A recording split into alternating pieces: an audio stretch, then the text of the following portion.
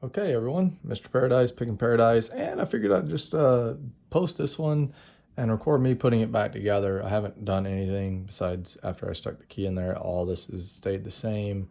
Right there we are. So I just figured I'd let you guys listen to me ramble on and go from there. Maybe cover that topic that I was discussing at the end about um, what this community does and what it provides to us and why it seems to be so well rooted of so many exceptional people. So I'm just going to work on this and talk through my ass so you guys can listen to that. And maybe it's entertaining, maybe it's not. So, got to put this back together. So that's going to be important. And I can already go ahead and see that that will line up. So this goes in like this. And if I go ahead and drop something into chamber 1, that will help.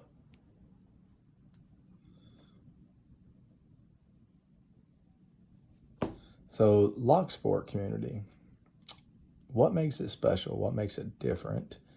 What do we get out of it? Why does it seem to be so addictive for so many people? Now, recently, I can say because of what the world is going through and the scare with this coronavirus, no matter how you feel about that, it's got a lot of people either not working or with more time on their hands or more freedom to kind of, pick and do as they choose a little bit more.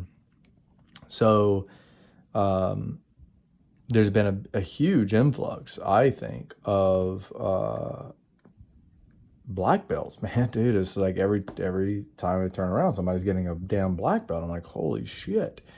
But let's explain. And this is going to be more for some of the less experienced pickers, I think, or up and coming pickers, because you look at these locks and some of these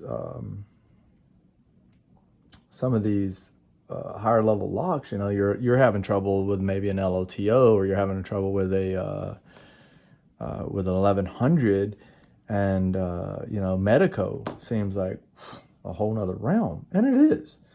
But actually, I think that Medico or the purple belt locks will be pretty much the end of the line of locks that if you encountered this lock in the wild, that you would actually be able to be successful in a reasonable time of getting. All the other upper level locks, it just takes a lot of time to learn these things, lock for lock, and really one specific lock. Now, definitely, there's guys out there that can encounter some higher level locks, say like an M Heart or a ASA something, like a brown belt level lock in the wild and be successful at picking it. I don't think I'm one of them, but it doesn't matter. So it doesn't matter if you are or are not. And the rush to get belts, a higher level belt, I would like to see a less rush on that. I would say that, you should take your time, enjoy it, man. Enjoy climbing through the ranks at a nice steady pace, because once you're at the top, well, okay, now what do you do? What do you get for validation? And that is one of the things that the belts do for people. It gives us validation on, oh yeah, this is where I lie amongst the community, and like, oh, I'm a badass. I'm a blue belt, or I'm a purple, or a brown belt, or a red. Which really just means that you've worked on those specific locks in order to get that one lock open on video. And any lock that you work on for a while, or especially if you progressively pin it, you can definitely get that lock open. You know what it takes to get that lock open. Now jump onto that thing in the wild and good luck. Perfect example was this LOTO. He was on the box. He was stuck there in a certain position. I was having very little luck on it. I gave it 10 minutes and I was like, screw this, unscrew those screws. That's the easier way in. And then when I had it in my hand, boom, 2 minutes. So, it's good. I like the belts. It's great. The belts are a good idea, so you know where people lie, especially once you start doing the challenge locks. I think it gives us valuable information there. And then it also gives you valuable information of what this picker may or may not know. So if you are chatting online or, through the Reddit or in a Discord, then, now you kind of understand like what they may or may not know, so you don't say something way over their head. But we can learn just as much from, now these, I thought I said is, I can't remember if I was saying it was a 1-1, it was something, and then it was a 1-2, or it was a 1-1-2-3 is what I think it was. And I think it was backwards. And I'm saying this because the height of these Grub screws matters, because they've cut the springs and then they put the Grub screws in there at a certain height. Otherwise, the key's not going to work great, and it just may be actually physically impossible to lift the pin past everything. It may not have enough room in that chamber. So I want to get this right, and I think I was working on this thing backwards, and I think I was like, okay, I think it was see, that's too much. I think it was a 1-1-2.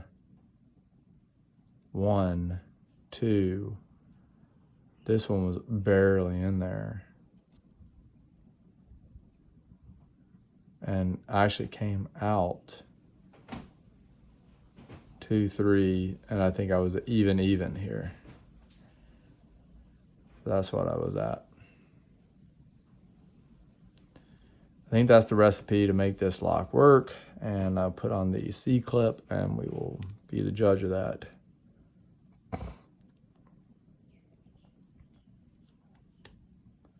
Boom. Okay, we got the key. See if this thing works. We're in this 8 minutes, and you guys listen to me ramble on, and see that's not letting me through. So we loosen this guy up, loosen this guy up, loosen this guy up. Let's see where it's stopping. So we're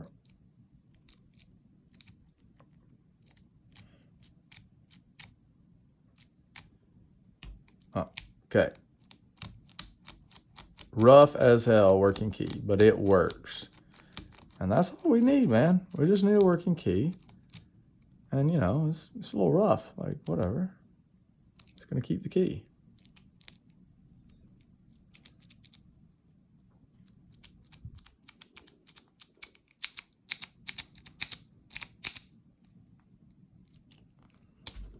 Okay, we got it out. Woo! Key works rough. It could work. It could definitely work better. Where does it get stuck? See if we can't. Okay, so it's this high cut right here. This high cut needs to get past some stuff, and it's got to be on these. It's got to be on these first two. It's gonna be on that first one, right there.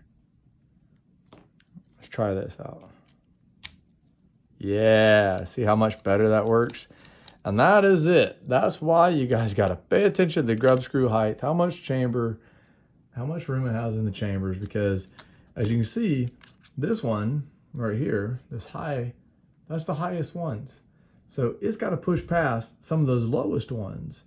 And since one is really low, right, this has to pass that and has to push it up. So you got to make sure. Now That's a good operating key right there. I feel really good about that. So take note, boys and girls, and make sure that that's what we do. Now, getting it out is a little, okay, gotta see what's going on here. Give us some help by turning it upside down. Okay. So it comes here, it's getting caught on something. I think that first one just looks like it dropped back down a little bit. It rattled back down. Yeah, it's all about that first one. Yeah, look at that. So much more room now. Okay. Yep, there we go. All right, I'm happy with it. I'm putting them back together. All right, I'll assemble this and redo the box and the bigger box, and probably, I don't know, maybe I'll fill it full of glitter instead of dirt. Aloha.